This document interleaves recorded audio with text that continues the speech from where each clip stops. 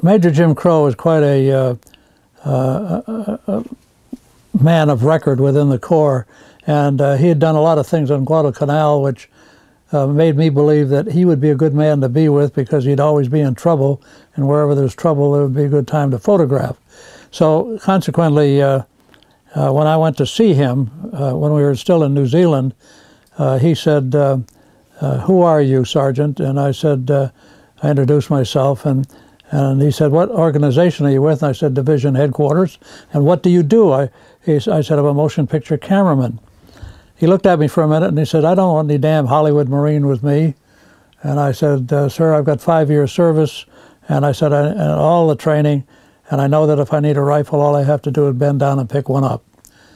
So I had discovered which boat he was going to be in. He finally had said at the end of that meeting, "All right, but stay out of my way." And so the first thing I did was discover what boat he would be in. And when I went over the side, I got into his boat and sat on the engine hatch right alongside him. He looked at me and smiled, so I knew that I wasn't in any trouble, but I was with the man I wanted to be with. Well, he was not destined to go in to the beach until the second group of waves were to come in, of boats.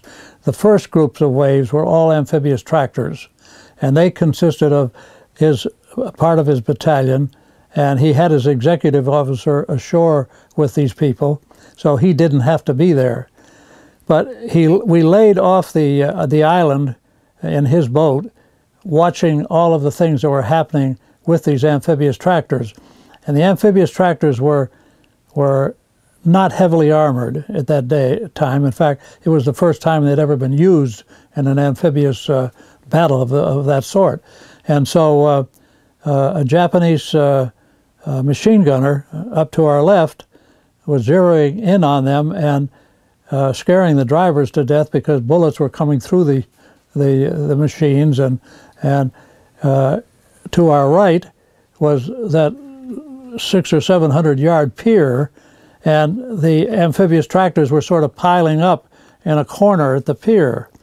And when the major saw that, he said, "My God, I'm losing my beachhead." And he was visualizing all of the boats that were supposed to come later to dump people on the beach, and he wouldn't have a beach. So he said, "Coxswain, put this damn boat in right now."